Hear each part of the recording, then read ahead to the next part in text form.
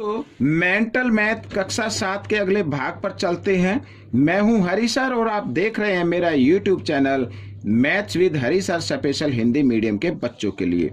तो बच्चों, प्रश्न नंबर 41 क्या कहता है उसको पढ़ लेते हैं और करना शुरू करते हैं। ठीक है, आइए देखो, यहाँ पर मैंने पहले से लिख के रखे हुए हैं कुछ ये प्रश्न नंबर 41 क्या कहता है। आइए देखो, प्रश्न नंबर 41, विद्यार्थियों द्वारा प्राप्त अंकों का प्रतिशत ज्ञात कीजिए। अब यहाँ पर ये प्रश्न नंबर 41 तो करने वाले हैं, साथ ही मैंने यहाँ पर ये बार ग्राफ नहीं बनाया है, तो मैं आपको बुक में से ही बताता हूँ। ठीक है ना। तो आंकड़ों का प्रबंधन हम इस अध्याय में कर रहे हैं। और देखिए यहाँ पर ये देख सकते हैं आप, यहाँ पर ये स्कोर है, यानी अंक प्राप्त किए हैं, ये 7 छात्रों की संख्या है। जो पहला प्रश्न है कि विद्यार्थियों द्वारा प्राप्त अंकों का प्रतिशत ज्ञात कीजिए। प्रतिशत क्या होता है?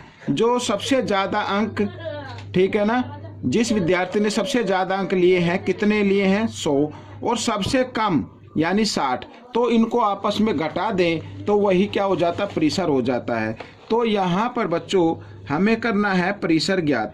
तो प्रतिशत ज्ञात करने के लिए सबसे अधिकतम अंक है 100 और सबसे न्यूनतम अंक है 60, दोनों को घटा दिया, आ गया 40। तो 40 आपका क्या हो गया? प्रतिशत हो गया। अब अगला प्रश्न यहाँ पर बच्चों देखो क्या लिखा है, कितने विद्यार्थियों ने 70 से अधिक परंतु 90 से कम अंक प्राप्त किए? कितने विद्यार्थियों ने 70 से अधिक और 90 से कम, यानी ये बीच वाले। तो 75 अंक लेने वाले 3 विद्यार्थी हैं, 80 अंक लेने वाले 5 विद्यार्थी हैं, 85 अंक लेने वाले भी 5 है। तो यही हमें गिनना, 5 और 5 10 और 3 13। तो 13 विद्यार्थियों ने, ठीक है, यहाँ पर ये आपका आंसर आ गया 13 विद्यार्थियों।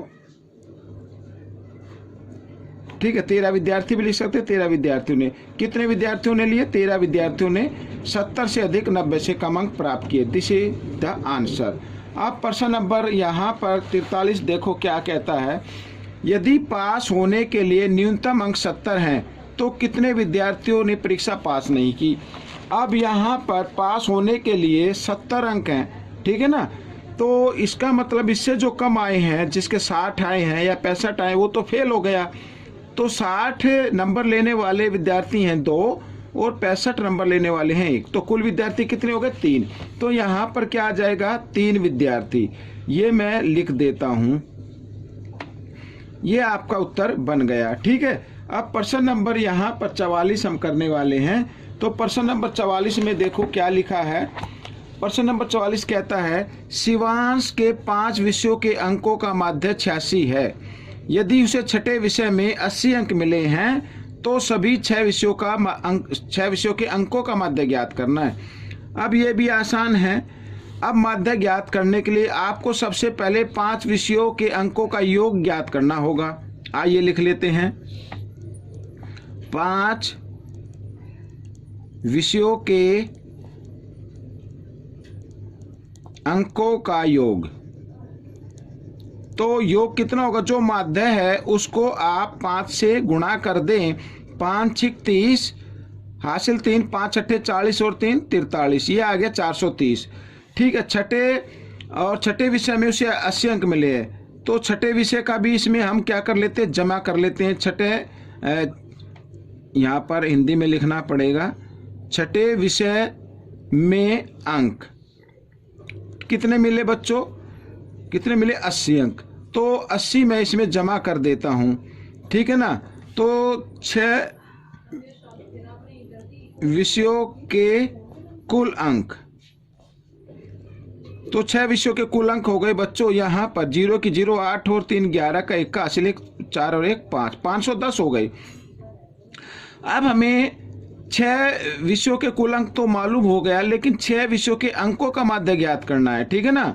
तो माध्य ज्ञात करने के लिए आपको क्या करना है? ये जो योग है इसको 6 से भाग कर देना है।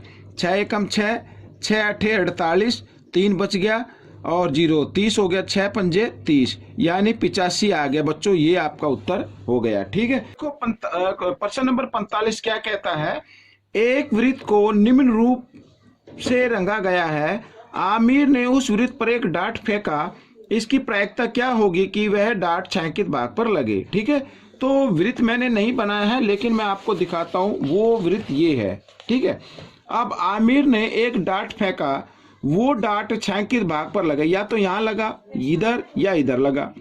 तो प्रायिकता ज्ञात करनी है, तो कैसे करेंगे? तो पहले तो कुल भाग गिन लीजिए कितने हैं, उसको लिखना है नीचे और छायांकित भाग को लिखना है ऊपर। छायांकित भाग तो 5 है। ठीक है, तो कुल भाग हैं बच्चों इसमें 8। तो यहां पर बच्चों मैं आपको बताता हूं, कुल भाग है नीचे 8, 8 को लिखना है नीचे। ठीक है ना, और छायांकित भाग पर लगा वो भाग है 5, तो यही प्रायिकता होगी 5/8। तो ये आपका उत्तर बन गया। आइए प्रश्न नंबर 46 कर लेते हैं।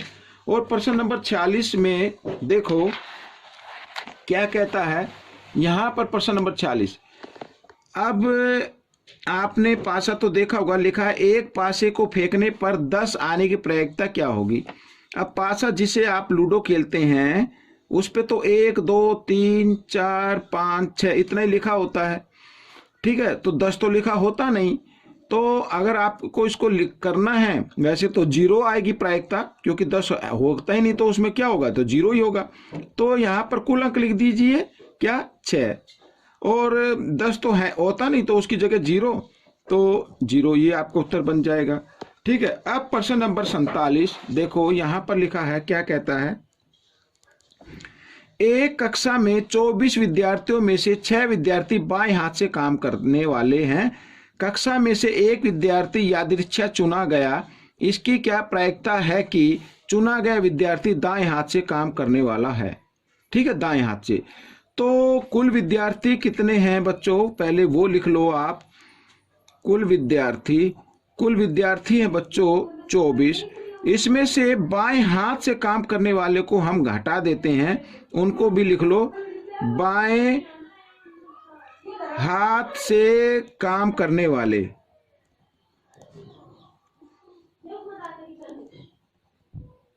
बाएं हाथ से काम करने वाले हैं बच्चों 6। अब दाएं हाथ से काम करने वाले कितने होंगे, ये हमें करना है। दाएं हाथ से काम करने वाले,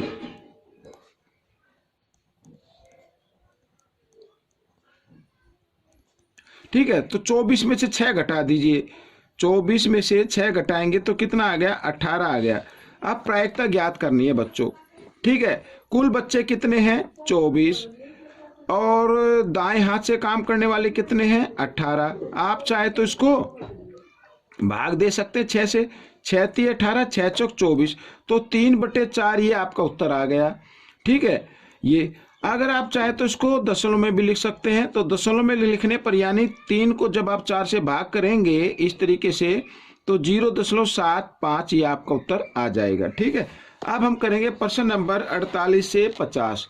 यहाँ पर बच्चों देखो ये है एक बार ग्राफ, जिसका हमें देखकर इन प्रश्नों का उत्तर देना है।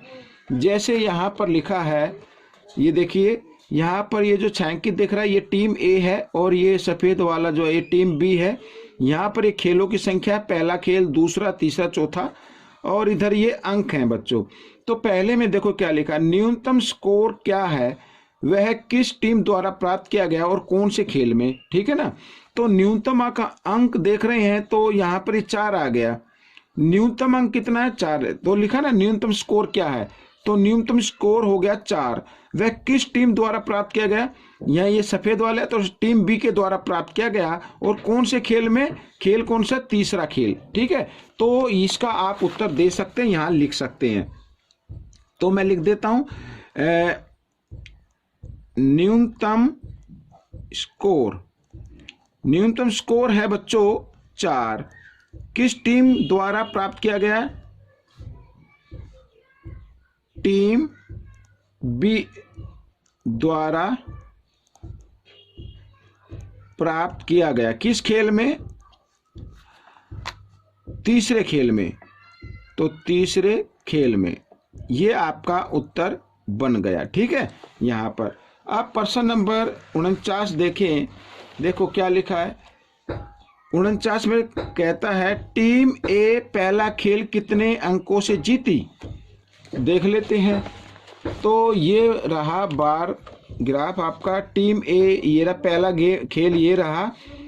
टीम ए ने लिए 18 और टीम बी ने लिए 6। डिफरेंस कितना हो गया बच्चों? 18 में से 6 घटाएंगे 12, तो 12 अंकों से जीती। ठीक है ना। तो लिखा टीम ए पहला खेल कितने अंकों से जीती? 12 अंकों से। तो ये आपका उत्तर बन गया। ठीक है।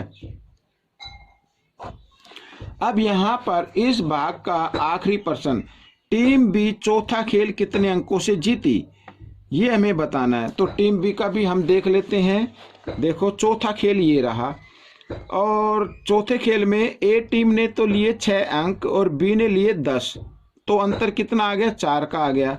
ठीक है। तो टीम बी चौथे खेल कितने अंकों से जीती? 4 अंकों से। और 1 मिनट, यहाँ पर 4 अंकों से। ठीक है, ये आपका उत्तर बन गया। तो बच्चों ये भाग आपका पूरा हो गया है। आपको ये भाग कैसा लगा मुझे जरूर बताएं। इसमें से सीखकर दूसरे बच्चों को जरूर सिखाना है। मिलते हैं एक नए भाग में, नए अध्याय में। तब तक आप प्रैक्टिस करते रहिए, और वीडियो देखने के लिए आप सभी बच्चों का धन्यवाद।